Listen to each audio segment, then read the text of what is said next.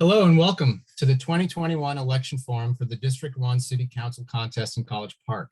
My name is Mark Goodson, and I am the managing editor for the College Park Here and Now. I will be facilitating this discussion. Joining me are incumbent District 1 City Council members Fazlul Kabir and Catherine Kennedy.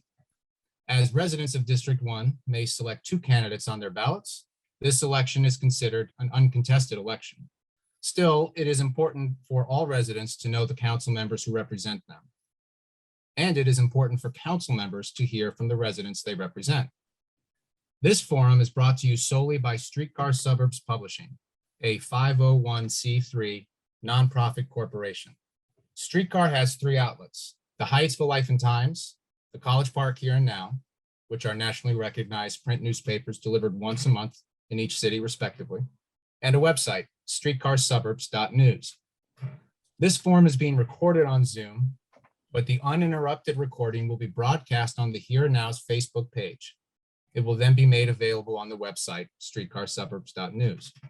The newspaper will also have a print edition version of a Q&A for all candidates, published in the October edition.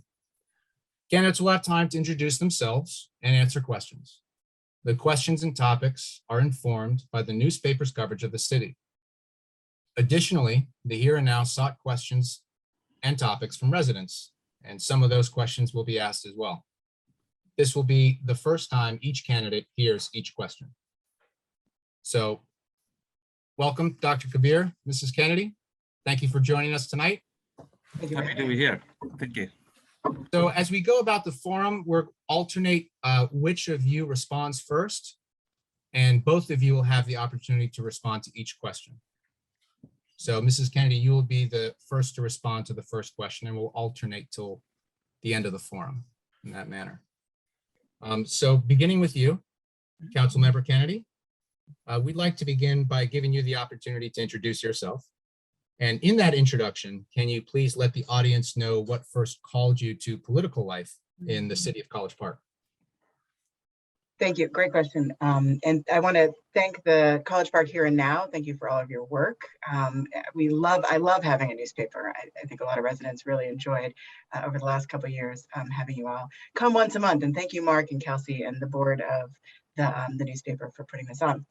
My name is Catherine, as Mark mentioned. It's Catherine Kennedy on the ballot. That's my official name, Catherine with a C, but it's actually Kate Kennedy is what I go by, Kate with a K. So it's a little confusing, but that is me.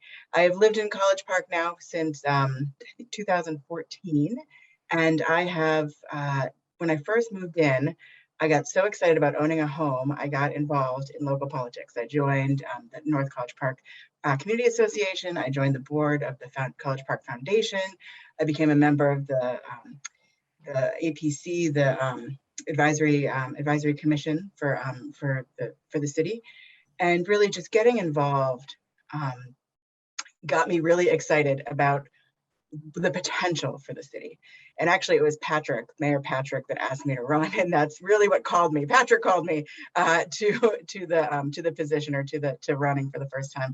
I ran in 2017, so this will be my third term to serve. And every time I go knocking on doors, walking door to door, meeting people, it's just the energy in the city is incredible. We have an incredible diverse community, and that is what continues to keep me called to serve, is my neighbors, meeting people, and being just so inspired by my neighbors. Councilmember Kabir. Thank you. Before I introduce myself, I also want to thank you, Mark, and Kelsey, and the College Park Here and Now for hosting this wonderful forum and giving the residents the opportunity to ask questions as well. In the end, I hope we get many of them, exciting ones. So my name is Fazlul Kabir, and my family and I moved to College Park about 18 years ago, back in 2003. And since then, I moved College Park as my home. And hopefully it will be like that in the future. What brought me to politics? I don't actually want to use the term politics, but I rather want to use the term service, because that is what the politics should be. I got involved in North College Park Civic Association. Actually, it's now called Community Association. Right after I moved, I became the secretary of NCPCA and served there for 4 years, I think. And that put me in touch with many city politics and many city issues at that time. Personally, I work for the federal government, and I do have a background of PhD in engineering. It's nothing to do with politics, from the University of Manchester. And I actually taught as an adjunct professor at the University of Maryland for 8 years. I have the opportunity to serve the city of College Park in District 1, representing North College Park mainly, for the past 10 years, which is 5 terms, and I'm going into for my 6th term, hopefully. And during my term during the council, I have successfully advocated to reduce the property tax rate to a historic low level. I worked to complete, with Councilmember Kennedy, obviously, we worked together, the construction of the Hollywood Dog Park and the Hollywood Gateway Park. I have also started the Hollywood Farmers Market, Hollywood Community Garden, the monthly police community meeting. I also co-founded the College Park annual College Park event, College Park Day event about 10 years ago with a wonderful group of residents. I actually have helped start your newspaper, College Park Here and Now. About 5 years ago, I advocated for funding from the city side. And I'm so happy to see the College Park, this paper has been well received from the community. They love it. So thank you for doing a wonderful job. Keep up doing the good work. Finally, if I am re-elected, I plan to complete the construction of the Hollywood Streetscape project at our commercial district, and also reconstruction of the Duval Field. And I also like to, and this will be my final thing, to see the North College Park Community Center to be built. And I would like to work with the community and the city and the county to make that happen. Finally, if you want to know more about me, I have a daily blog site. It's called kabircares.org, KABIRCARES.org. I do post every day since 2010. So that's all about me. Thank you. Well, thank you. And your response actually it answered my follow-up question. So I will ask Councilmember Kennedy to, if she could please list in your last term, in the prior 2 years, the proudest achievement from the council standpoint, the proudest moment you've been able to enact for the residents of District 1. I have to pick one. Okay. Well, I will say, and it kind of goes back to your first question. One of the reasons that I didn't mention that I ran is because of the dog park. Seneca, who you may have heard her trying to nose her way in. I've got the door barricaded, but she frequently joins us for council meetings. My dog Seneca, we really wanted a dog park, and I'm so excited that we finally opened it in June or July of this year. It's been great. Been getting over there quite a bit, and our dog loves it. So that is one of my proudest moments in the last term. I mean, in addition to that, if I can expound on a couple other things. I also, my first term, actually, I was the chair of the Committee on Committees, which was a group of the council that reorganized the committee structure within the city. And what that has been successful in doing is engaging more residents in the committee work, which I've been very proud of, and have seen in this term more residents get engaged. I think we still have more work to do in terms of communication with the council and figuring out how to set better direction and have folks work more fluidly. But I'm really excited for the added engagement of residents in our committee work. And then the other thing that I'm just starting is I'm chairing the city partnership, the College Park and University Partnerships Affordable Housing and Neighborhood Preservation Committee that's working on some really exciting affordable housing projects in the city. And so I'm really excited to have started that now, and hopefully that will be the success I can come and talk about in 2 years. Councilmember Kennedy, we're going to stick with you to lead the next one. If you could try to pinpoint an area where, in the last term, perhaps was the largest struggle, or presented the most hurdles, or maybe something that didn't get done for you in these last 2 years that you wish could have gotten done? Yeah, I will say the policy that I'm looking forward to tackling really soon, continuing to tackle, is the tree ordinance. We have had ongoing conversations around how to regulate. I think I'll back up and say everyone is in agreement. We want to continue to have trees across the city and have them thriving. It is how we ensure and how we get residents on board with not cutting down trees that don't need to be cut down and planting new trees. So that's the ordinance that I am really excited about. It's a long conversation, and the Tree and Landscape Board has done incredible work, really getting us to where we are, and we as a council really need to see this home. And so I'm looking forward to finishing that up in the first couple of months of the next term, if not sooner. Thank you. And Dr. Kabir, the question is, if you could, in your last term, mention an important issue that has yet to be resolved. Absolutely. There are quite a few of them, but because you asked only for one, so I'll go with one. That project, it's a project, is Hollywood Streetscape project. 2 years ago, when we had, time flies so fast, when we had the candidate forum, we talked about that very soon we'll be building Hollywood Streetscape project. The groundbreaking will happen in a few months, but that never happened. And last time we heard from our planning department that it would be done. Actual groundbreaking will start in August. But unfortunately, because of the county's rules and regulation, the DPI permit requirement, that didn't happen. But I'm hearing that it is going to start, I believe, in 2 weeks, as soon as 2 weeks. So that was a project that started about 10 years ago, even before I actually got into council. But it's been going on and on. It's like an Energizer's battery, never stops. But finally, thankfully, it is going to happen. So that would be a wonderful project, and it would help revitalize the Hollywood Commercial District, which is the center of our neighborhood, and make our Hollywood neighborhood very welcoming place to come. Thank you. Yes, thank you. We asked residents of the city to offer questions for this forum, and the first question of that sort comes from Miranda of District 1, and Dr. Kabir, you'll have the first opportunity to answer this question, and this is what she wrote. What are you doing to make sure the redistricting of the schools, which goes into effect next year, doesn't uproot children from their current school and place them in another school far from where they live?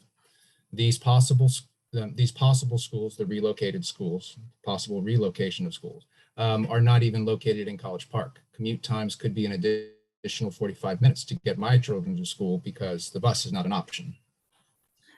Absolutely, absolutely.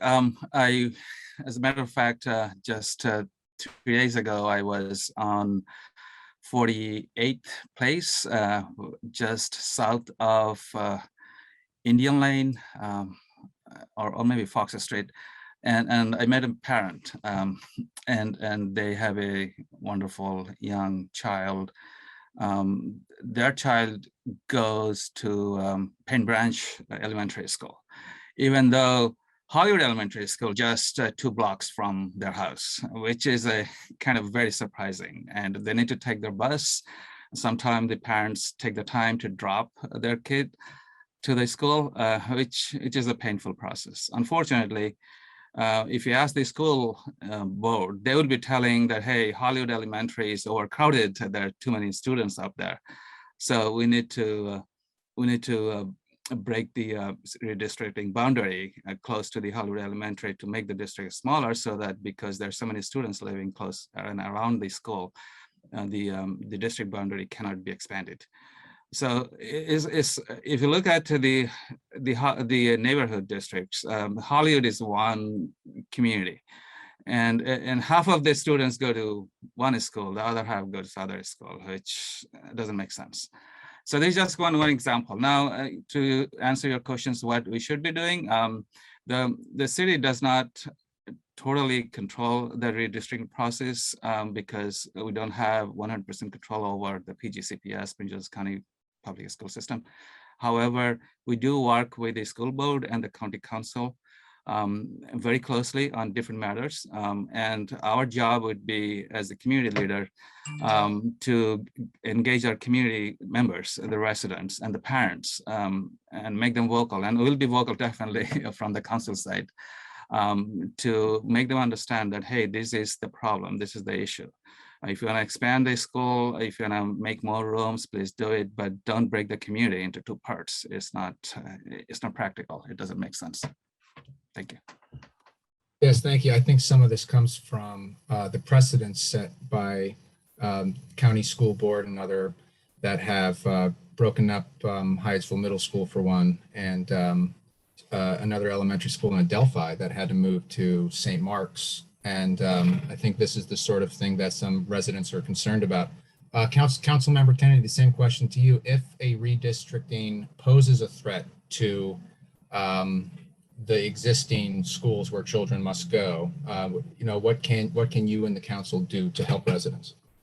It did recently in this last year. The Montessori school there was a threat to break that up, and I was involved a little bit. I think we have to be very gentle, as Dr. Kabir mentioned. We don't have a lot of say, but we can advocate on behalf. But it also means this was pitting a Hyattsville school. It was pitting two schools in our district against each other. This problem, and so these things are very complicated. And we as a city don't necessarily want to choose one school over another. But I was involved a little bit behind the scenes advocating with Joshua Thomas in the Montessori school, and luckily for our residents, it turned out well for us, but I don't think for Hyattsville Hyattsville Middle, it turned out so smoothly. I do think that's a temporary situation. So we've got a lot of different issues going on with the school system in general. And I do want to talk about the busing in a second too.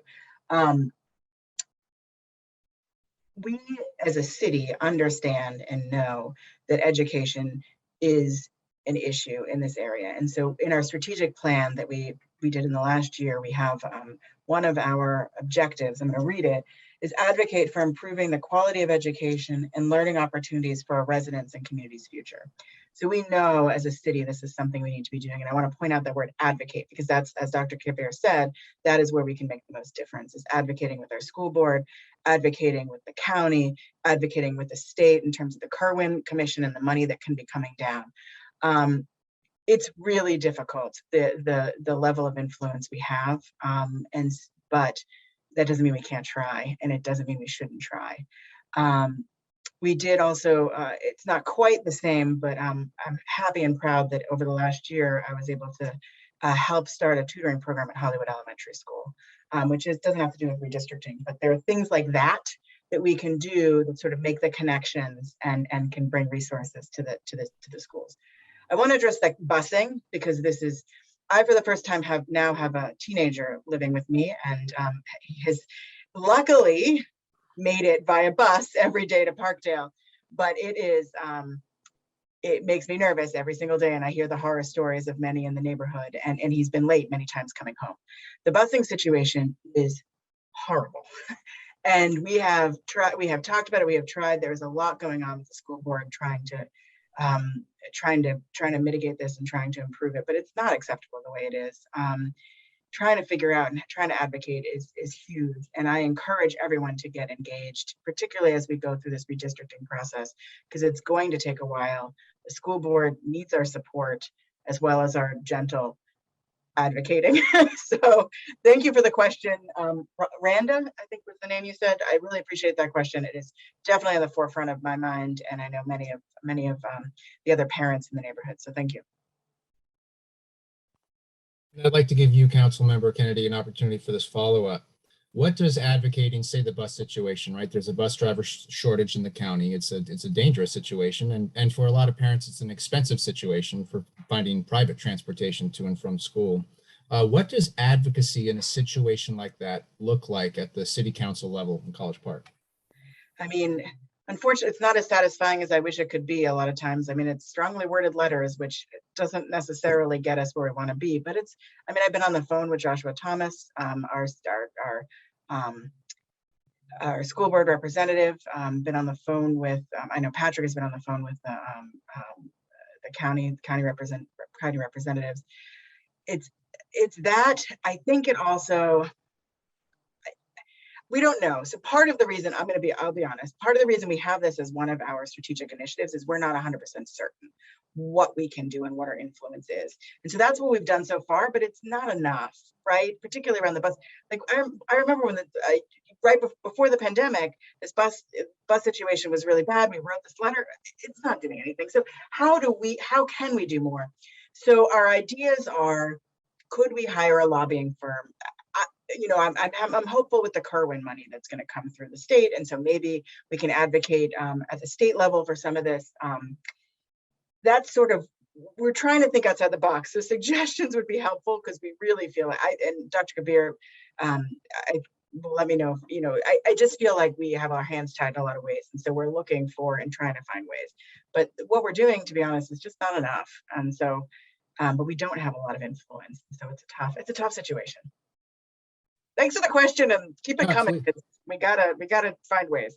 Well, I'd like to stick to this question and give Councilmember Kabir the opportunity, but just to fill in the gaps here, I'm happy to hear you, Councilmember Kennedy, recognizing the tension in a 5-year plan that emphasizes monies for education and advocacy for education, and sort of the honesty of, okay, what can we do here?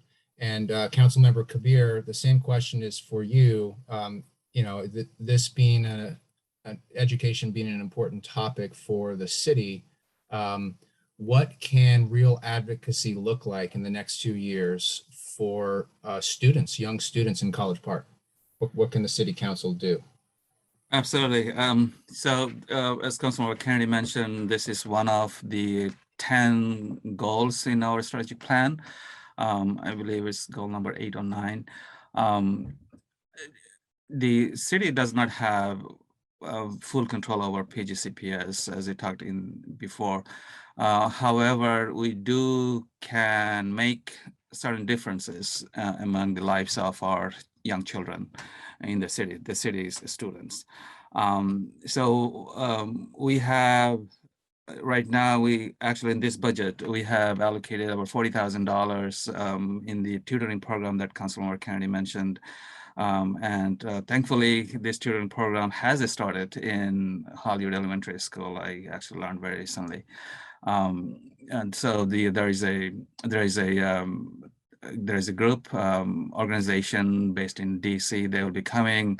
The tutors from that organization will be coming to the Hollywood Elementary School, and they will be embedded in the curriculum, and they will be tutoring, I believe, at least half hour, an hour every school day.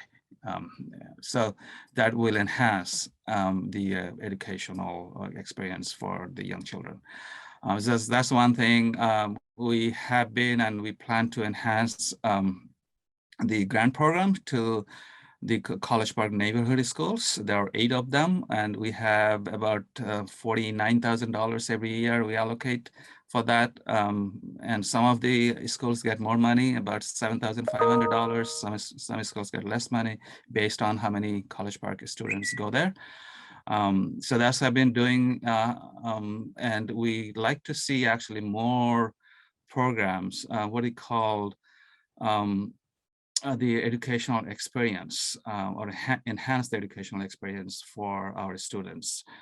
There could be some after-school program, tutoring program for College Park students, because this $49,000 that we give out to the 80 schools, they benefit College Park students definitely, but also they benefit students from other neighboring cities. There might be other opportunities where we can use our funds, tax dollars money, more on College Park students only. So those are different ideas we do have. And plus we have advocated, actually when I first got in the council 10 years ago, I'm very proud of work with my colleagues and also the community to help us start the College Park Academy. which has been doing wonderful. Their achievements, according to the Maryland Standard Association MSA, is fantastic. Is a 90% level, and more than that. Even though it's a free school, but it's a charter school. It's a wonderful curriculum they have. So we're going to expand it. It currently does not have the elementary school program, so we are looking into expand it. It only has middle school and high school, so we're looking into expanding it to the elementary school programs from that platform. Thank you. Yes, the year 2020 changed the way everybody communicates. And so this question comes from resident Karen Keating. She'd like to know, what will you do in the next 2 years to access the opinion and the wants and needs of the people in District 1? Is that for me? Okay, thank you. So again, going back to the strategic plan, communication is one of our goals, one of our main goals, how to communicate with our residents better. I have been on the streets knocking doors as part of my campaign. I'm seeing several of them on my residents. But what I feel that, and I feel kind of embarrassed sometimes that, hey, every 2 years I've been doing it, but what about the time between the elections? So how come I don't go there, even though it's not practical? But I also feel kind of embarrassed because they might be thinking the same way. Yeah, it's election time, that's why you're here. So I wish we could have better opportunities, communication opportunities, where we could effectively communicate with our residents on a constant basis. One thing I always try to do to, if possible, again, is up to them to get their email address and the phone number so that we can stay in touch. And that's the reason I do write blogs every day to send out information. And even though it's a very hyper-local blog, but I do have a good size of readers, thankfully. On a city level, we have been expanding our communication department. Last term, we actually hired a new communication coordinator in the beginning of the current term, 2 years ago, I believe. And that office has been expanded. We do have now Facebook presence, which we didn't have, believe it or not, 2 years ago. And we have a Twitter account. Our website has been redesigned very recently. And we have been making the city services more accessible. Things like the forms currently have, it's kind of painful. If you want to have a petition for speed hump or permit parking, you need to download a PDF form, print it, get the signatures, scan it, and upload it and send back to the office, which is a very painful. It's about 6 steps you need to do. Why not do we do a web form, just fill it up and send it and submit it? I mean, technology has advanced so much, as you mentioned. So there are many opportunities we have. Then we have, finally, I hope I still have a minute. We have the opportunity to reach out to residents with a diverse background, especially residents who do not speak English, and we have a growing population of Hispanic population. And many of our documents, city forms, and materials are not in Spanish, and it is important that we do. So based on, to translate them, and based on the latest data on population, we can actually emphasize that. And this is actually another opportunity we have in which we have laid out in our strategy plan. Thank you. Thank you. And Councilmember Kennedy, it is your turn to answer the question of how you will communicate with residents in District 1 over the next 2 years. Great. And I thank Karen for the question. A couple of things I'll mention.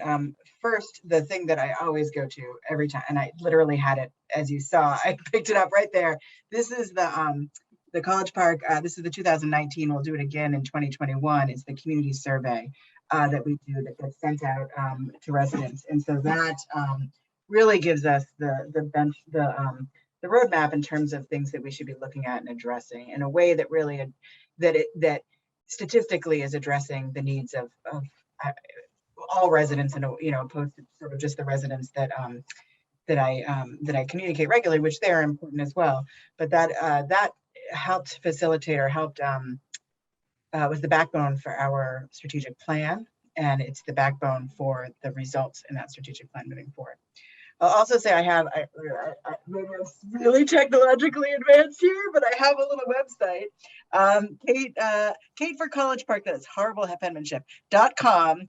I don't know if that's slash or backslash. I can never remember. Dr. Pierre, maybe you can help me. And it says survey. That is really poor penmanship. I also included it in the in my write-up for the here and now. But that has a couple of questions, very simple, 5-minute survey that folks can take to communicate with us. I encourage folks to sign up, as Dr. Kabir mentioned, for all of the city publications, the emails, the Twitter, wherever you get your news, sign up for it, because that's going to be the best and quickest way to get information from the city. I do on my Facebook, I frequently, or not as frequently under the pandemic, because it's been a rough year, y'all, but before the pandemic, and I'd like to start up again, I did videos, deep dive videos about different issues. And so that's one way I communicate.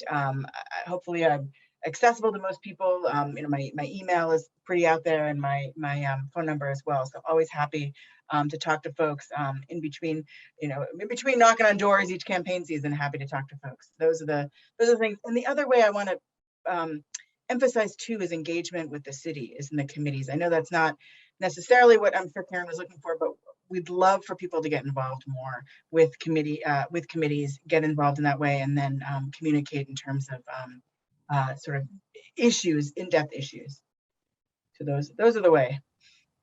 Thank you. And Councilmember Kennedy, you'll lead with the next question. The Stone Straw property is still vacant. At a recent North College Park Citizens Association meeting, residents expressed concern over potential zoning changes that could happen with or without the support of the community. What can the City Council do to ensure that what happens to that vacant property is consistent with the consensus of District 1 residents? That's a good question. So I want to set up a few things before I directly answer that. First is, I just want to make sure people know the city does not have control over zoning. The city also has very little control over who buys and starts things on that property, right? We have some control, but we don't have complete control. And so we are, like you said, I like the way you asked the question, is that we're advocating, or we're finding ways to sort of move things forward. The proposal that came forward before, so I don't know how much I need to get into that. I know you've reported on this, so I don't, this is confusing, and I feel like it's taken a while to get to, for me even to understand, it took me a while to get up to speed. But right now, the people that own it want to put townhouses, but that is not in line with the zoning for the area. I will also back up and say the concerns I hear from residents, the main concerns are traffic and schooling. So if we put townhomes there, that is going to be putting more traffic on our streets, is the concern, and more kids in our schools. Now, the alternative that was presented was an industrial use, which was a fish market, or it's actually a fish plant, and then eventually down the line, a market, which would have had 200 employees coming in and out of there every day, at very specific hours, right? So it also would have caused a significant amount of traffic, which I don't think that point quite got across. So I don't know that the industrial use that the community sort of started leaning to, or some in the community were leaning towards, was necessarily was the solution we wanted. I don't think that solution is, because we also can't help people get financing. So that fell through because of financing. It wasn't anything to do with the city, but the group just could not get the support to start their fish plant there. So now we as a city what I would like to see moving forward. So hopefully I have a little more time because I set all that up. But what I'd like to see us moving forward is to be a little more proactive in terms of attracting something there that would hopefully, it's not going to necessarily alleviate no traffic, but maybe if it's senior housing, maybe if that's something that goes there, it wouldn't have as much daily in and out traffic, and it wouldn't put the strain on the school system that other housing may. So that's one thought. If we're going to continue as industrial use, what can we put there that will not have employees coming in and out in numbers like 200 a day? That's going to put a big strain on our streets. And so I think we have a fresh start here where we can really, and we have a new economic development coordinator in the city, which I'm really excited about. And I'm hoping that he can get behind this and sort of come up and get creative in ways that will bring us to a new level and bring something in there. I'm not sure if I completely answered all of your question, but I think that gives enough sort of where I am. Did that answer everything? Absolutely. Great, thank you. And don't worry about time constraints. We're here. This forum is the opportunity for you to absolutely share your complete thoughts on I'm this. sure I could go on for 3 hours about Stone. I mean, we've had many conversations. That might be a little much, but Yeah, exactly. I'll let Dr. Kabir talk. and yeah, Councilmember Kabir, I don't know if you need me to repeat the question, but it just involves. No, thank you. I've been hearing these questions for many years now, and if you do search my blog within the key term Stone, or even Stone Industrial, you'll see many hits. I've been blogging it for some time, and I've been many years ago. Just to give a background, the community, several members of the community actually in North College Park, they wanted to see the city hall project be built at this because this is next to the largest facility, which is the public works. So it'll be a nice public municipal building. But that project obviously didn't go through because we're building new city hall downtown for good reason. So at that time, the community actually looked into it. Many residents actually went inside and did some survey here, and they were excited. There were 3 buildings there, and some of the buildings could be used, some maybe need to be taken down. So right now is, as you said, is industrial zoned, and if you're going to do something else, zoning needs to be changed. And there's a proposal, as Councilmember Kennedy mentioned, and there is a proposal that came from the Pro-Fish. There's an organization, DC-based organization. They want to move to College Park, and they want to have partnership with the University of Maryland's fishing department, or the department that does agricultural research at that facility. I have been part of the community discussions, and then I heard from many community members. And as you said, there has been quite a big section of the community who has concern about the housing development at this facility, especially the plan that's been presented to the community.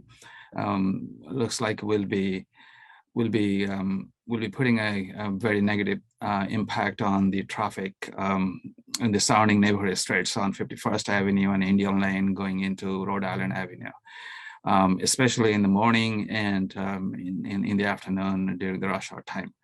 Right now, it is kind of impossible to turn left on Rhode Island Avenue from either side of the road during the rush hour. So if we have additional traffic of few hundred more housing units at this facility, this is the only way they can go. So that is the main concern. It's not sustainable.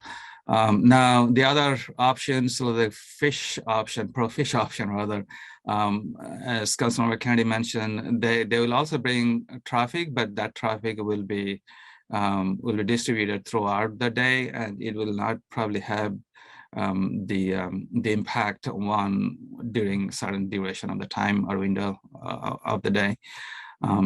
So that's one difference. However, I don't think at this point, none of this project has been moving forward at the county level. And because it's been several months and we haven't heard anything on the development side. However, we have been looking into other options. So one option, as Councilmember Kearney mentioned, about the senior housing, and College Park is small and we don't have many large space where you can build senior housing, and we don't have any. So that can be an option. It may not be a very attractive option from the development point of view. If you're a developer, you might not be getting many benefits in terms of how much return you might be getting out of the development. So that's something our economic development needs to look into, to sweeten the deal and work with the county, how can we make it happen. In the end, my primary concern about the impact on the community. We all agree that something needs to happen. We need to develop this place, but that development needs to benefit the community, not put any negative impact on the community. Thank you, Councilmember Kabir. Look for, audience, you can look for a reporting on an overhaul of the overview of some of these zoning issues in the county changes that are upcoming. And speaking of traffic and of roads, Councilmember Kabir, we're still with you. And there will be a public forum concerning the transfer of ownership of Rhode Island Avenue from Patica Road, which is all the way in Sunnyside, down to Greenbelt Road, down to Branchville on October 12th. What is your stance on this issue? Well, I actually introduced this ordinance last week, so I'll be definitely supporting it, and I'm actually excited to do it. And as I doing door knocking, I'm getting positive response from residents because they are taking this as a positive step the city should be doing. We do have many benefits we'll be having from this ownership change. The one benefit definitely will be the new protected bike projects, bike lane projects we're doing, and the county has agreed to resurface the entire road, this 1 mile stretch of the road, before they hand it over to us in a few months, which is about at least $1 million project. So the county will be spending it before they hand it over for free to us. But then after that, I know we need to spend some money to maintain it, like the traffic lights management and also the snow cleanup during the winter, and the other maintenance, road maintenance. But that would cost, after we get the money from the state highway revenue, that would be around $20,000 or around that figure. But it's a worth of investment. The many benefits that we'll be having, like Hollywood Streetscape project, will be as part of this road, this segment. The bike lane, as mentioned, is part of it, and plus, as I mentioned before, the traffic is horrible, and from the neighborhoods, is as I said, is difficult. It's impossible to turn left, and if the city owns the street, then we'll have the opportunity to improve that traffic management. Maybe we can have traffic lights, or maybe we can have roundabouts, and it's up to the community to decide in the end based on the study and that our engineering will be doing. And very finally, there has been actually some residents have been asking, and I'm also hearing as a door knocking, that they think that the traffic on Rhode Island Avenue is very fast. Many drivers may think that this is a highway. They drive 50, 60 miles an hour. Even the max speed is 35. And if the city owns it, then we have an opportunity to reduce the traffic speed limit. Right now, we have been asking the county to reduce the speed limit from 35 to 25 or even 30. They didn't agree to it. We've asked many times, but if the city owns it, then we'll have an opportunity to reduce the speed limit. So those are the benefits. So I'll be totally 100% supporting it. Thank you. Thank you, and Councilmember Kennedy. Yeah, I mean, I pretty much would echo exactly what Dr. Councilmember said, and I seconded it that night. So yeah, I think I very much support this, and I'm excited and anxious to get this moving. I think for us not to move forward with owning or maintaining Rhode Island Avenue, exactly what Dr. Beer said, we will not be able to move forward with the streetscape. We will not be able to move forward with Duval Field renovations or the bike lane, and continue to have conversations with the about lowering the speed limit. All of those projects would be delayed significantly and potentially not be able to move forward if we don't own the land, own the road, or take ownership of the road. Now, the one drawback we hear is the cost, right? That's what people people are concerned about, and I don't have the numbers. I think Councilmember Kabir did mention some of them. The county, what we did negotiate, and why it took us a while to negotiate this deal, is that we negotiated for the county to repave the road before we took ownership of it, which is like $1 million. I think it's like $1 million it's a large cost. So we will be good for a set amount of time with that new road. But we will be responsible for maintenance and upkeep, which is a new, which will be a new cost to the city. Now, there are a couple of things that will be offsetting that cost.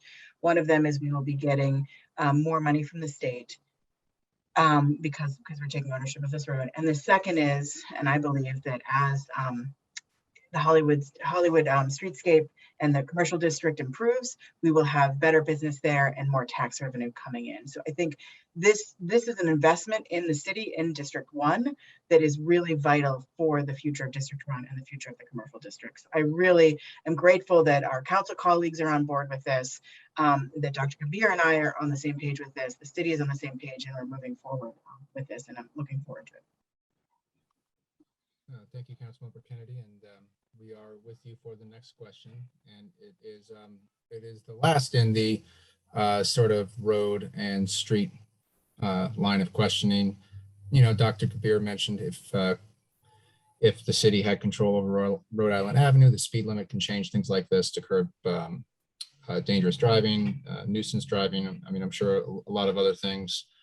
So, you know, the council has discussed recently installing cameras to ticket speed individuals. That's and I'm wondering, what do you see as the best solution from the discussion the council has had and the feedback from residents? What do you think the best solution is here to improve traffic and reduce speeding violations in the city? Ooh. So you're going to not like me because I'm not going to answer it directly, because I don't know that there's a best. The best solution is a myriad of solutions. The best solution is a patchwork of solutions, right? And that's going to be on some roads. The best solution is to maybe narrow the roads. So I live on a road that has, you can only have one car that comes through because there's parking on both sides. We have speed bumps. So for us, that works really well on my road. Some roads, it's going to be speed bumps. Some roads, it's going to be the cameras. And so we've just got to figure out what works for each road. That's with the speed issue. I think Rhode Island lowering the speed limit, I never go the speed limit on Rhode Island, and I have seen some crazy driving on that road that really makes me nervous. And so, and it's a cut-through road, which is even worse. So I don't think there are people in the neighborhood, it's people coming, driving through. So I think lowering the speed limit on Rhode Island is huge as well. That's separate. So I think the answer to the speeding question is multiple. What works on that road? What is the best solution on each road? And we have to look at it. We have an amazing engineer in the city that looks at this. The traffic question is a completely different question, right? That is requires another myriad of solutions. That's about reducing the amount of folks on the road, right? That's about having people live, work, and play and as much in the same place as they possibly can, so there isn't so much traffic coming in and out of the city. College Park, we have one artery, we have one roadway that goes north and south, right? That's Route 1. And that means all of the traffic in College Park goes to Route 1 if they're going in and out of the city for the most part, or 193, right? It is a traffic disaster mess. And so working both with the county and the state when it comes to Route 1 to ensuring that the road is as smooth as possible is key. Keeping people off the roads as best we can. That means I know we've had some discussions lately about the VO rides. I'm not saying that VO ride, the scooters, the electric scooters. The more kids we can get on electric scooters safely, that's a car that's not on the road, right? So we have got to increase these sorts of programs so that we can reduce the traffic. And so more ideas like that, bringing more programs like that in. And I truly believe that's one of the reasons I really think Stone, we talked about Stone a bit ago, should be housing, because it is close to Metro. And so the more we can get folks in, it's within a mile of Metro, the more we can get folks within miles of Metro living, the better it is transit-wise for the area. So that to me is a transit issue as well. And I know it's counterintuitive because we think more people in the neighborhood, more people traffic, and there will be, but people are coming to the greater DC area. People are going to be moving into College Park in droves and into this area in droves. And so getting people as close to public transit and as walkable and transit without a car as possible is going to be the best way to long-term solve this solution. Thanks for the question. No, thank you, Councilmember Kennedy, for the response and a nice soundbite. Councilmember Kabir. Thank you. So I'm not going to repeat what Councilmember Kennedy mentioned, a lot of good points she mentioned, but I'd like to add a few more things. And those are about having some other ways we can improve traffic safety and pedestrian safety and bike safety. One idea we talked actually last council meeting to have kind of warning devices on the street to give the motorist how much or how fast they're driving. Like you have seen in other parts of the town, actually not in College Park, maybe other towns in the DC, Maryland, Virginia area. They tell you, hey, you're moving too fast. The speed limit should be 35, things like that. So that's one thing. But as part of the strategic plan, we also have included this to reduce the traffic on the street, especially car traffic. And we have looked into a couple of different options. And that would be the alternate mode of transportation, things like making our streets and roads more walkable, more bikeable, and more looking into more opportunities for transit, like bus transits within the community. We have planned for, and it's a very ambitious goal, and the city council as a body has decided to invest a lot of money to build sidewalk to make our streets more walkable. Many of our city streets, even main streets like Hollywood Road, is not walkable. They don't have sidewalks. We have decided to add, I believe, 15,000 feet of sidewalks and bike lanes in the streets in the next 5 years, which is pretty ambitious within the city. And one of the goal of the Rhode Island Avenue protected bike lanes is to make our bicyclists to use the bike lanes more, because right now they don't feel very safe to bike on the streets. So when you have cars moving at the highway speed, you don't really feel safe to bike on a street.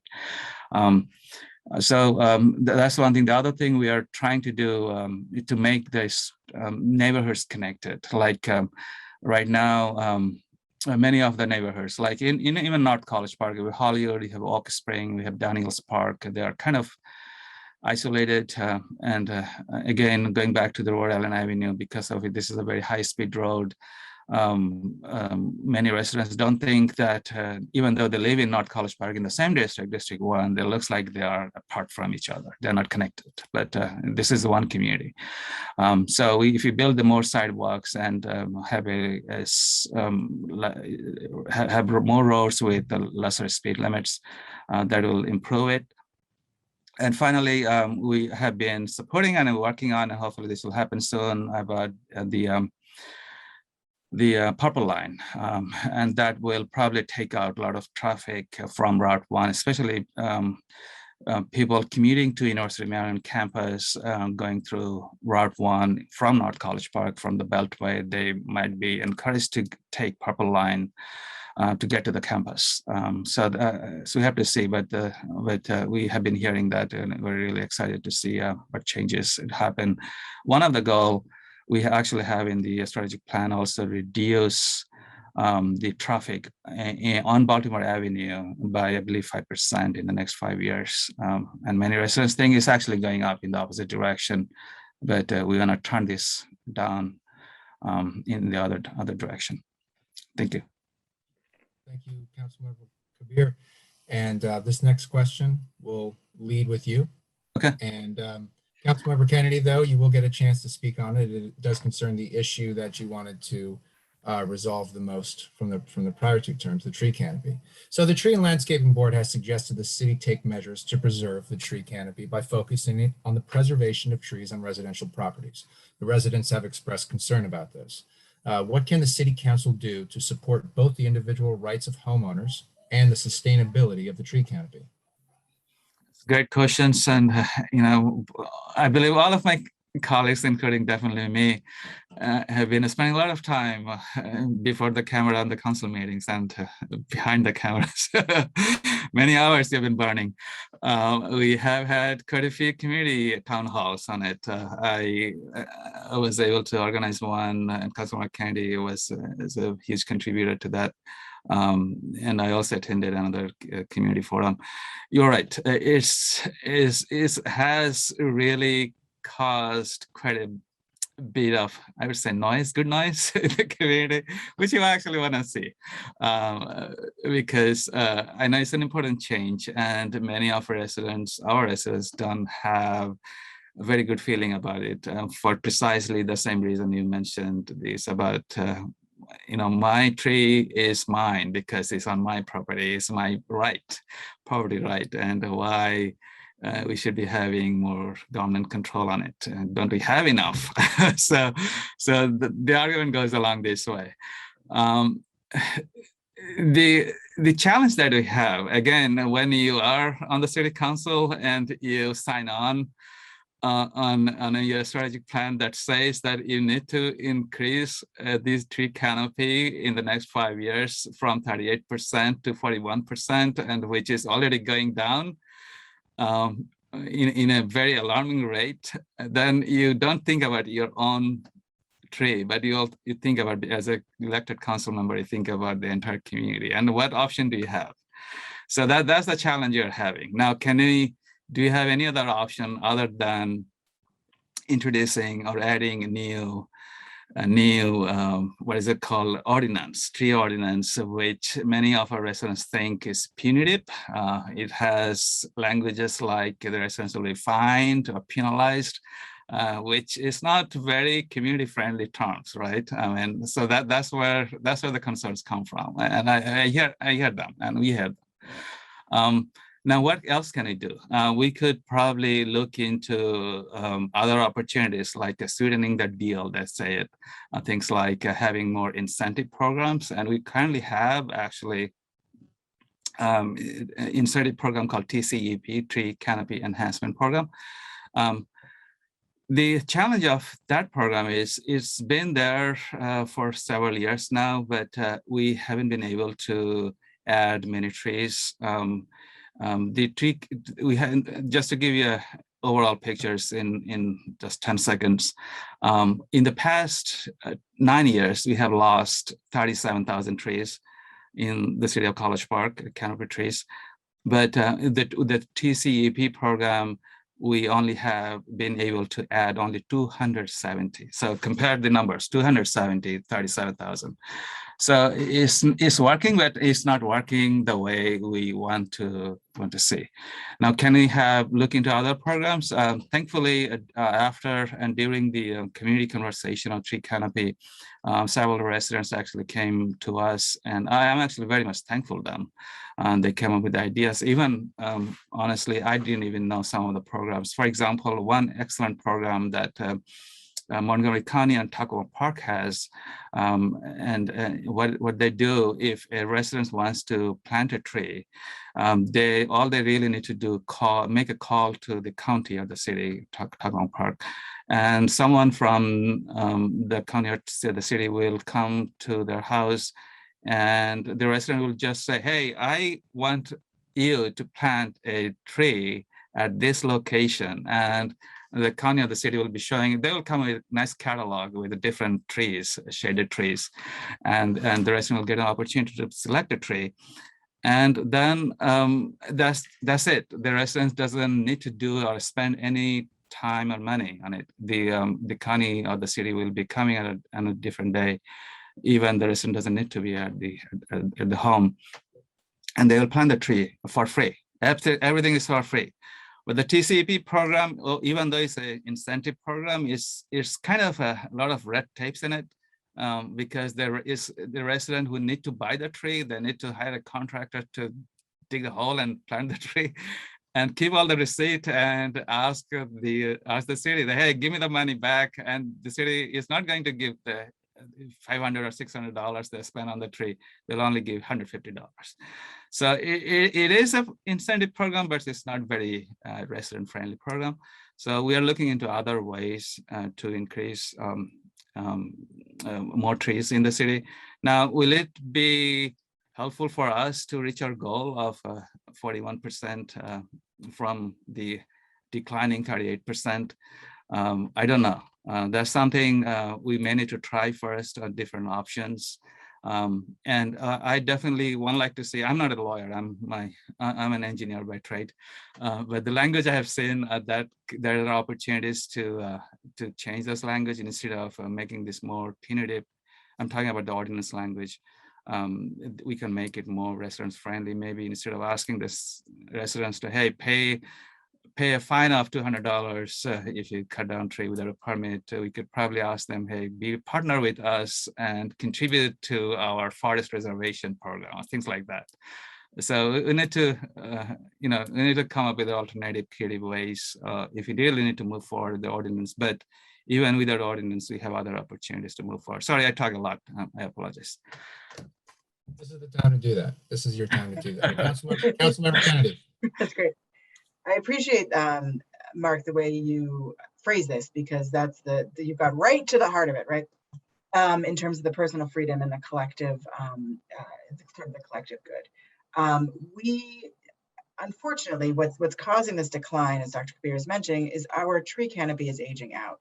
We have mature trees that are they're hitting the end of their life, and we need to, now is the time to act. We need to act now. And so, as Dr. Kabir mentioned, we've got the ordinance that's coming forward, which I would just slightly reframe in that I have not heard only negative things about this. I actually have had residents that are very excited that have talked to me as I'm knocking on doors about preserving and know and understand the importance of preserving our tree canopy. I would also point to a precedent in terms of this personal freedom and collective good that we already live with every day, and that is the stormwater mitigation that the county, it's actually at the county level, not at the city level. But the way the county, so the bay, as we protect, I'll make this quick, but the bay is, we want to protect the bay, and stormwater management is very important. So there's a couple things that happen. Some of it is the incentives that much like we want to do with the tree canopy, that's the rainwater, they'll reimburse for some rainwater, they'll redo your driveway, they'll give you some money to redo your driveway so that it's permeable or impermeable, the one that goes through. But they also have lot coverage built into the zoning ordinance. So you cannot have more than 20 or 30, I don't know the exact number, % of your lot covered by cement or impermeable space where the water doesn't hit the ground. That is, you cannot do that. And this is an example of a personal freedom that gives up for a greater good, for an environmental greater good. So it exists. And we live with it every day. And this is just one example. I'm sure there's plenty. So the challenge that's in front of us now as a city council is, we know, yes, everybody is going to get on board with the incentives. Everyone's going to get on board with us coming out and putting trees up in your front yard, helping you or offset cost of trees. It's the penalty part that people get a little caught up on. And so, which understandably so. It's striking the right balance is what we need to do as a council. So what is that? Is it that we move in with these incentives first and then come with penalties a little bit afterwards? Is it that the penalties are like how what is the severity of the penalties and what do they look like? That is the question. And that is when they talk about making sausage and not wanting to make the sausage, this is or want to watch making the sausage. This is the kind of stuff, sorry, I have a vegan household here. I don't know how to make sausage. This is the kind of thing that it's about. And how do we get to the nitty gritty around these details? Now, passing an ordinance, I'll also say there's a lot of misinformation about this tree ordinance out there that's been passed around. Passing an ordinance does not automatically mean we have penalty. We can start with the incentives. We can start with a permitting process so that we understand the reasons why the trees are coming down. Right now, we just know trees are coming down, but we don't necessarily know why. So starting to understand why more will help us in the long run. And so that I think we need to do ASAP.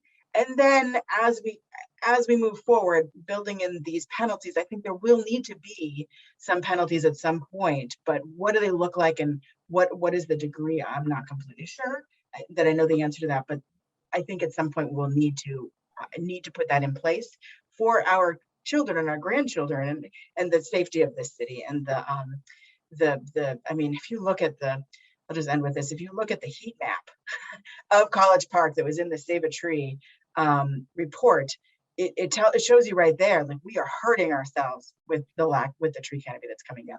And actually, sorry, I said one more thing, but I will also say that this is really primarily on residential property. There are some things like the Guilford land that I'm sure you're addressing with other council members that are development focused, but most of the development in College Park already exists and they're just redeveloping on land that already is there. And so they're not taking down a lot of trees. So this really is a residential issue for the most part. So thanks. Oh, thank you, Councilmember Kennedy. Council members, thank you very much for being with us tonight. We're just over the hour, but I did want to allow you both to offer a concluding statement. And I have a question to prompt you with, and you can add whatever you want to say to the voters after that. And Councilmember Kennedy, we will start with you. What is your favorite part of living in District 1? I love it. I love this question. Oh my gosh, I have to pick one. It's the walkability, actually. I walk down to the farmer's market every Saturday morning. I love that. I love walking the moms. I love walking my dog on all the sidewalks, beautiful sidewalks. Now I love the dog park. I love walking right by Fazul's house and waving. My neighbors are fantastic. So it's the community and just the walkability, walking the metro. Goodness gracious, I can walk everywhere. It's fantastic. So I really, that to me, and that the community that's built as I walk around and I go to the farmer's market and I tell my husband I'm gonna be gone 20 minutes and I'm there 3 hours just because I talk and sit with people. So it's that sort of community that I really, really love. Do you want me to talk about future? Is there going to be sort of talking about our next term? Should I do that a little bit? This also serves as your closing statement. Okay. So I'll just say thank you for the time today. Thank you for everyone. Thank you for the voters that are getting out. I know you don't have a lot of choice on this ballot because it's you got three people for 3 choices. So please still come out and engage. Please open your door when I come by. I'm wearing a mask, I promise. So please come and talk with me. In my next term, I'm looking forward to, and I was excited that a lot of the things that I pointed out as sort of the top of my next term are things that you brought up. That's including the environmental initiatives, that's the transportation and the tree canopy.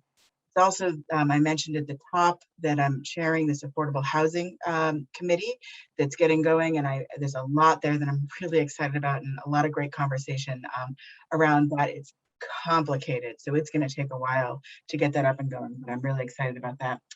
I'm also looking forward to our new economic development coordinator who's just joined on and really taking a fresh look at economic development in the city and what we can do to improve the small business in particular as we come out of COVID. I believe, I know many are in the situation like me where I will not be commuting into the city like I used to pre-COVID as much. And so I want to be seeing more that I can walk to and just be around in the commercial district, more restaurants, more places that I can go hang out in the middle of the day when I need that break. And so I think there's an opportunity for some real economic growth in College Park, and in particular North College Park. And then actually the fourth initiative was the education. It's really trying to figure out that we're trying to get at that tension in terms of how we advocate for our students, and figure out a way to do that, because education is key, and we have got some really big challenges and opportunities in front of us for education. So thank you. I'll put up my website again in my really wonderful handwriting, kateforcollegepark.com // I don't know which survey. I hope please come engage, and I look forward to chatting with all of you as I walk by. Thank you again for the opportunity for this forum. Thank you, Councilmember Kennedy, and audience, you can find that website in the October 13th edition of the College Park Here and Now. Councilmember Kabir, could you please also provide a concluding statement along with what your favorite part of living in District 1 is? Absolutely, absolutely. When I moved to College Park, especially in the Hollywood Commercial District, we found the strength of the community is over the bondness that have between them. We are mainly residential community in North College Park, unlike other parts of the community. You have if you come here, you will see only homes and homes and homes. You know, you'll see only a small part of North College Park in the North College Park Hollywood Commercial District. There are only some shops, but other than that, everything is residential. So this is something we really enjoy, to see the closeness between the neighbors, to the passion and the love for the community. You know, I wasn't born in this country. I came from a different land. I was born and raised in a different part of the world. I'm actually the only council member who is the first generation immigrant. I cannot tell how grateful I am to my neighbors to have all the love and affection and the friendship they extended to me. So I was actually nervous in the beginning when I first ran 10 years ago, which I lost, but after that I won. But that's okay. But I was, even when I lost, I did get quite a few votes, and I was so much excited to see that, and that actually encouraged me to run again. So this is the strength of the community, and we need to build on this strength. And we have been working on many projects over the years, and next 2 years will be very exciting for North College Park residents, especially District 1. Some of the projects we have been working for 10 years, 12 years, they will come to fruition. Hollywood Streetscape is one of them. It will have its groundbreaking in a few weeks. Then we'll see a dual field being reconstructed. We have a $5.5 million project. We'll see completely change the dual fields, the face of the dual field, and we'll make a real community amenity at that place. And that is what the neighbors and the families want. To see a place where they can bring their children and bring all their family members of all the ages together. We are also working on a North College Park Community Center. Thankfully, county has started. They actually invested about $250,000 feasibility study, and which will hopefully start very soon. And then we'll work on it to actually build the community center in North College Park. Our residents have been asking it for more than 10 years, even before I got in the council. So I'm really excited to work on it together. We are also making North College Park more walkable, to build more sidewalk.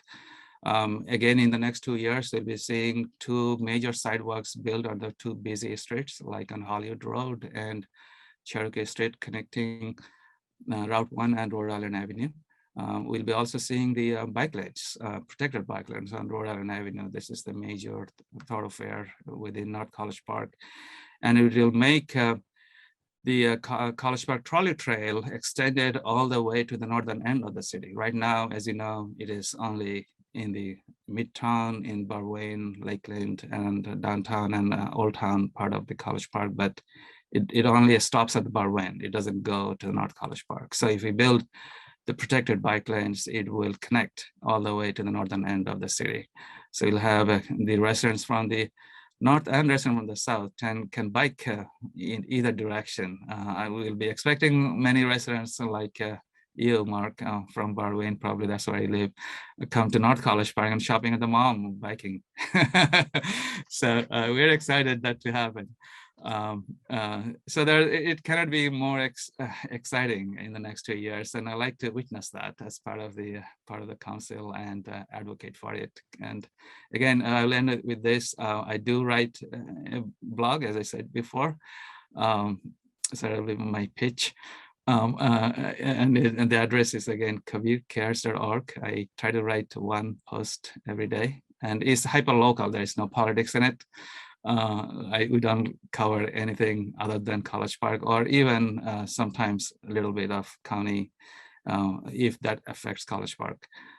So it is non-political and very information rich, only for College Park residents and College Park staff. So I love it, and I wish to work with you, and I hope to see many of you in the coming days, knocking doors. Again, I'll be wearing masks. I have been wearing masks, and I'll be maintaining social distancing. Hope to see you soon. Thank you. Thank you, Councilmember Kabir. And yes, my son and I bike up Rhode Island Avenue with stacks of newspapers on our shoulders for moms. He's our paper boy. So bike lane would be very appreciated. You'll be safe. Yeah. I seem to get it at mom's before I get it at my house. Actually, yeah, our mom's location is once you find where it is, it's a trusted place to get your copy, which is for our audience out there. When you visit mom's, second Wednesday of the month, the newspapers get delivered there, and they're located underneath the bulletin community board to your right as you enter. This concludes tonight's forum with your District 2 candidates for the District 1 City Council. And on behalf of Streetcar Suburbs Publishing and the College Park Here and Now, I'd like to thank you for joining us. If you have any questions about how this forum was conducted, please email me at mark@hyattsvillelife.com. My email is also printed in each month's edition on the second page. Please do reach out to us if you have any interest in writing or with any news tips, or just to say hello. We are your local newspaper, and we are here to write on the things that matter to you. You are our lifeline and our pipeline to what is important in this city. Thank you for viewing, and good night.